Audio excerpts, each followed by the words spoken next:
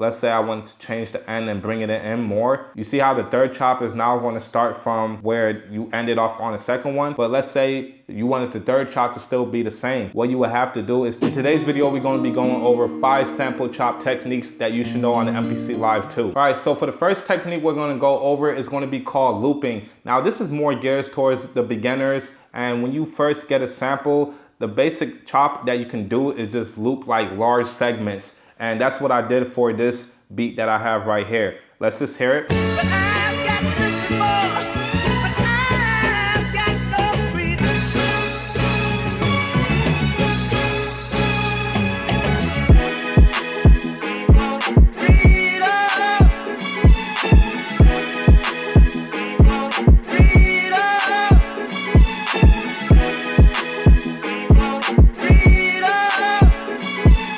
I picked out this part.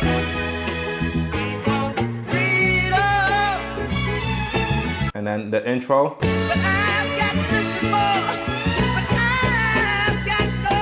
So I just chopped that segment out, and all I did was just press assign and assign it to a pad. Now, anytime you assign it to a pad like this, it's best you just do pad parameters, especially if you want to go back in and chop out another chop so that it doesn't affect each other. Now you could loop it for a 4-bar loop, or you could loop it for an 8-bar loop, and then you could just find another 4-bar section somewhere else. You could also hear that I changed the tempo, so it sounds a bit different. There's many parts that you can sample. Now, where I found this sample is on TrackLib. If you're not familiar with TrackLib, it's an online marketplace where a lot of producers now are getting their samples from, and also getting it cleared on that website as well. You can use my link below in the description to get a 14-day free trial. So for the second one, I call this BPM chops. You start off with the track that you want.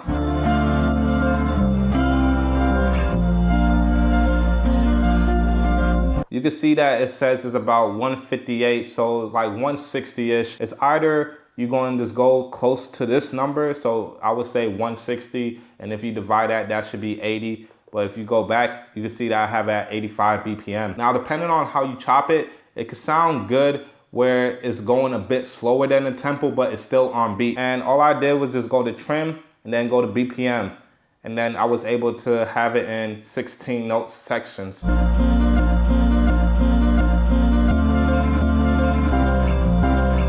I played it in a way that it fit the 85 BPM. And yeah, by itself, it don't really sound the best because it got like a little artifacts, but with the beat and everything, it comes all together. So now that I have that part, I actually went to the vocal chops, and I didn't do the BPM. Instead, I did a third technique, which is called one-shot technique. And it's pretty much the same as the first technique. You don't only have to think in like a large segment. So you could take like one part of a word, or just a quick little phrase, or if you have like a chord progression within your sample, just chop one of the chords and then just use that in different ways. You could change the pitch, change the key. So from here,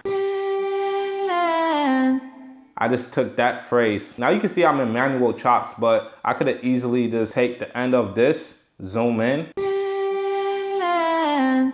and just assign it. Make sure it's on pad parameters so nothing else get affected, and just put it on a pad. And make sure you are choosing a program that you want it to be on, because it can get very sloppy if you mess up your program. So all together it sounds something like this.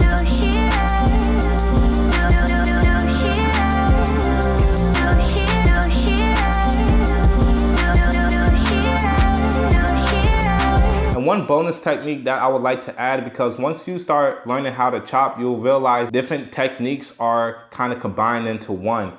And what I mean by that is, let's say if I wanted to cut off pad 2 a bit earlier.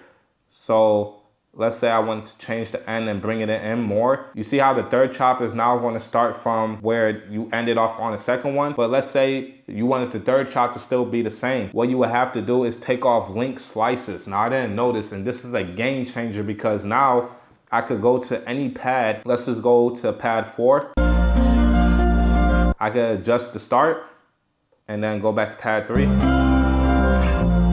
You see that little division in the middle? Pad 3 is only going to play from where it was previously. It's not going to make up for where pad 4 started.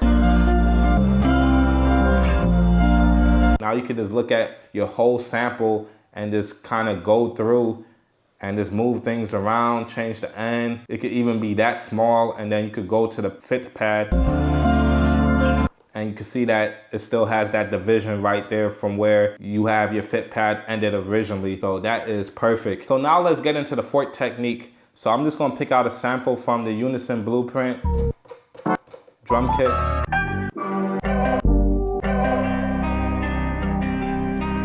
That sounds hard. I'm gonna do shift sample edit, and now you can see the BPM is saying 138 here, but it's showing 76. So I always just change it to where it is 76. We could just go to the BPM sample chops and just convert it. Make sure you go to new drum program using slices, just to make everything a lot easier. And we could just drop this tempo down to 76 as well. And then we're gonna go to warp samples. Now from here, click on this middle icon so you can affect all the pads and just put on reverse.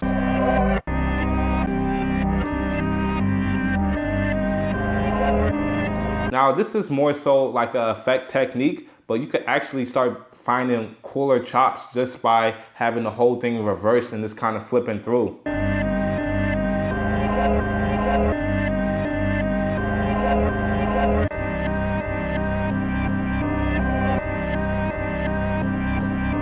So for the last technique I want to show you guys is the speed up pitch technique. What the speed up pitch technique is where you're just using the tune knob from here and changing the pitch from here. So let's hear the original. Now this is different from going to process and then going to pitch and changing the pitch from here. When you're changing the pitch from the process menu, it's going to keep that pitch at the tempo that it's originally at. But when you're using the tune, it's going to be speeding it up the more you pitch it up. And a lot of people kind of stray away from that, but you can actually get unique with your chops and get more creative just using it in this way. And then once you find your tempo, you can always go back to the key that you want.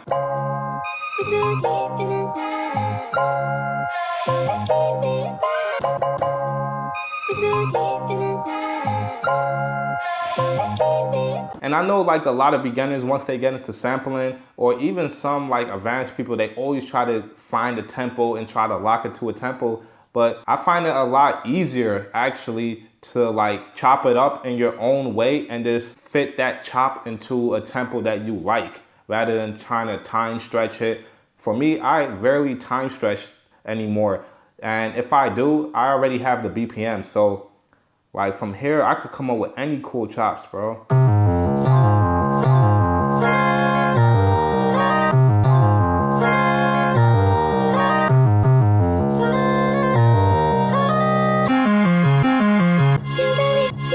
That could be a whole chop right there. So if you like this video, make sure you like, share, and subscribe, and share with your other producer friends that are on the MPC Live. I hope you can use these techniques to enhance your sampling workflow.